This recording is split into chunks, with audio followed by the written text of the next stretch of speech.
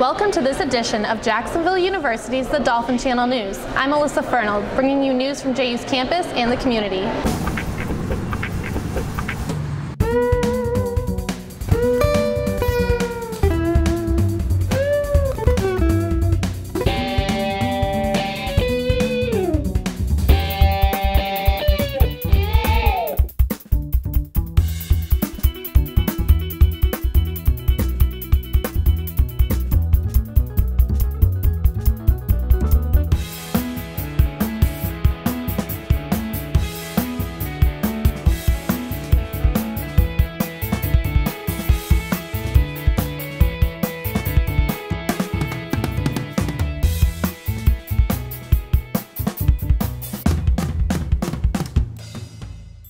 Hurricane season is upon us, and JU administration assures us that the weather preparedness team is geared up and ready to keep students safe.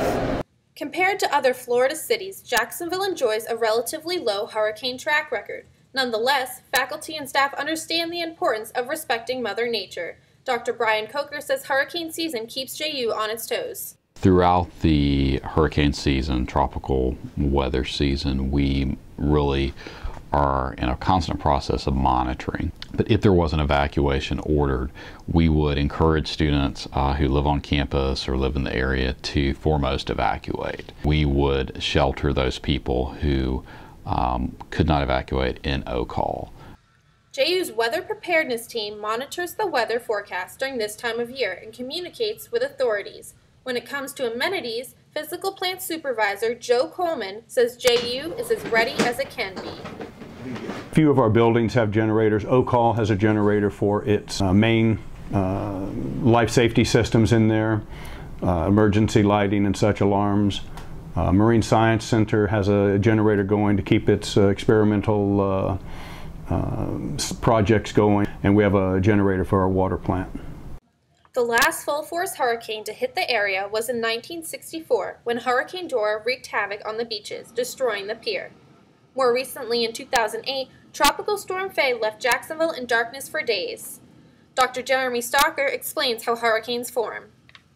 You've got warm water, so you need warm water at the surface, which the Caribbean, the Atlantic at this time of year is very warm, and you need an instability in the atmosphere. And once you get those two with one of these tropical fronts that comes off of Africa, you have all the ingredients you need to make a good hurricane.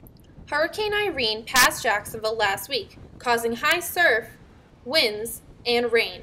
The storm moved to the northeast, directly hitting North Carolina and Massachusetts.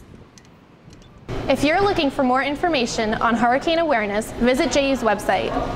Each year brings a new group of students to JU, but how many return and graduate remains a concern for the university.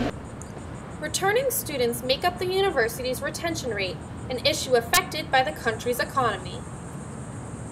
At the start of each semester, the Financial Aid Office is packed full of students searching for information on loans and grants, working to pay their tuition bill. As published on the JU website, tuition increased by 12% this year. Located in Howard Building, the Financial Aid Office is open Monday through Friday from 8 to 5. We now turn to sports from JU Athletics.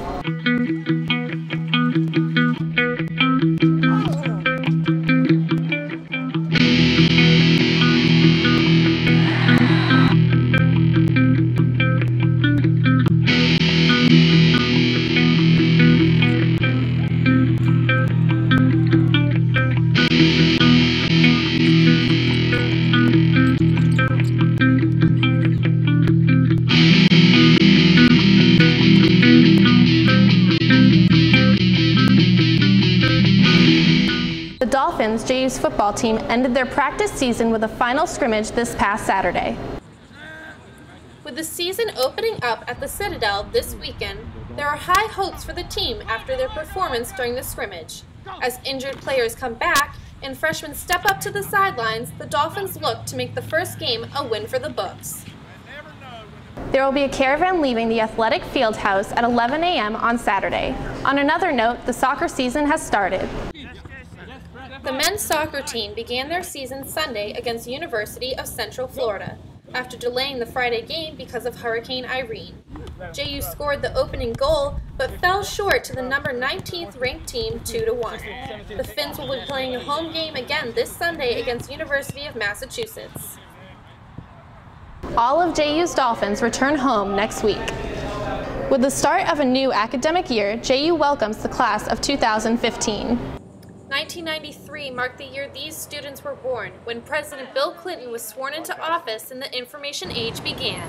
They put on a lot of events and stuff that allowed you to meet people, and even in my dorm I was able to meet a good group of people, and my roommate's awesome, so I've been adjusting really well. People will come in to our dorms at all hours. Students and staff at JU are very open and welcoming, and everybody here has just made the transition so much more easy and fun, for that matter. 60% of students are in-state, while 40% are out-of-state. My name is Max Bush, and I'm from Orlando, Florida. My name is Lily Yaddock, and I'm from Columbus, Ohio. My name is Taylor Fisher. I'm from Milton, Florida.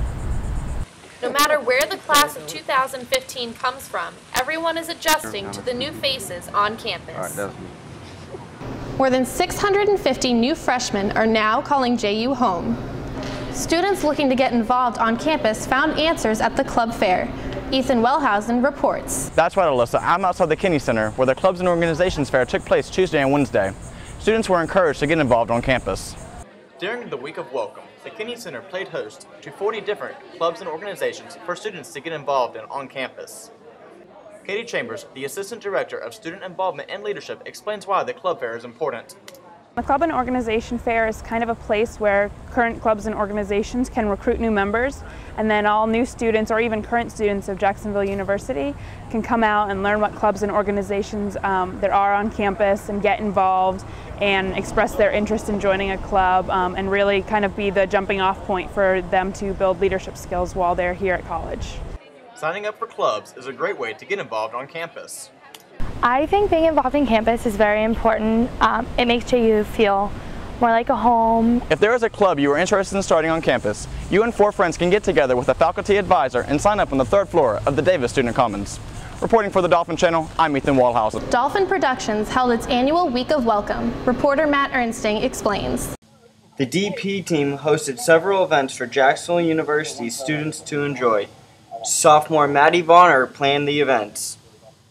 I am very involved in picking the Week of Welcome events. I am the Traditions Coordinator here at JU for Dolphin Productions, so I plan all of the Week of Welcome. All Dolphin Production events are free for any student with the JU ID. Some of the events that were planned included a comedian, Taylor Williamson, playing a game of Capture the Flag, getting hypnotized by Richard Barker, hosting a pool party with a live band, and watching a movie in the Davis Student Commons. Jonathan Littman, who is a freshman, thought the comedian was great.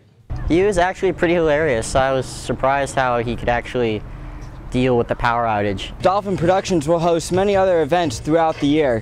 Reporting down at the pool, I'm Matt Ernsting, Dolphin Channel News. Look for more Dolphin production events throughout the fall semester. Jacksonville University welcomes over 29 international students coming from all over the globe. Christy Gover, the International Student Advisor, has been an event leader for the annual International Student Orientation for more than 5 years, also joining ISA, JU's International Student Association. The International Student Orientation Program was created at least 8 years ago, and it's really designed to help teach international students about their visa regulations, and it's really also designed to help them connect with one another and learn about the resources that we have on campus. We have about 30 new international students this semester, a combination of transfer students and first-time freshmen, and they're really from all over. We have a new student from Japan, a student from China, a couple from Germany. We're actually expanding our international recruitment. The Office of Admissions recently hired a counselor to recruit internationally and travel abroad. Over 120 international students attend JU. Many colleges throughout the country are focusing on national advertising. JU plans to increase international recruitment. While student enrollment reaches around the world, study abroad works to expand knowledge outside of the classroom. International education programs aim to encourage a global education by opening up new cultures to students. This summer, students explored the Mediterranean while recording it all on film. Dr. Anne-Marie Kent-Willett relays the experience. One of the best things about a study abroad program is that you're not just learning, you're experiencing with all of your senses. So it's one thing to read and to think about Pompeii. It's another to walk through Pompeii, to see the praying man, and to have Mount Vesuvius directly behind you. I feel really passionate and enthusiastic about it. And when you see how it changes your students, how it helps them understand and develop, you're reminded of why it is that you teach, because it's life-changing. It really is. Students receive the opportunity to turn everything from the Colosseum to the Pantheon into their own personal classrooms. Dr. Carol Barnett has been involved with studies abroad for nearly 13 years. I've been doing this trip since 2001. We do the excursions in Rome, and we see the Pantheon and the Roman Forum and St. Peter's Basilica. And then we go a little bit to the north to the Etruscan tombs. We go to Pompeii. We go to Paestum, and then we go to Greece, and we see the artifacts and museums in Athens, like the Acropolis. And then we go on a Greek cruise, and we go to the island of Crete. We go to Rhodes and Santorini. We literally sail into the cauldron of an ancient volcano. A lot of great things to see and to experience. Students like David Cotton enjoyed the experience. My favorite part about study abroad was visiting the Vatican Museum and going through St. Peter's Basilica. It was very gold and very marble, so it was very nice to see. Associate Director of Study Abroad, Ginny Garzon, gives us a scoop on how to get involved. Taking advantage of studying abroad during college is a key thing. A lot of times students come in and they say, oh, you know, I'm going to just go abroad after I graduate. They've got to start paying back their college bills. They've got to start looking for a job. And there are very few of them that are willing to say, nope, I'm really going to commit to traveling after I graduate. So why not take advantage of that? Study abroads are offered each semester. If you would like to spend part of your college experience overseas, visit the Study Abroad office in Gooding. That's going to do it for this edition of Jacksonville University's The Dolphin Channel News. You can find more of our award-winning work on our website at tv.ju.edu or on YouTube under The Dolphin Channel. I'm Alyssa Fernald. For all of us here at The Dolphin Channel News, thanks for watching. We'll see you soon.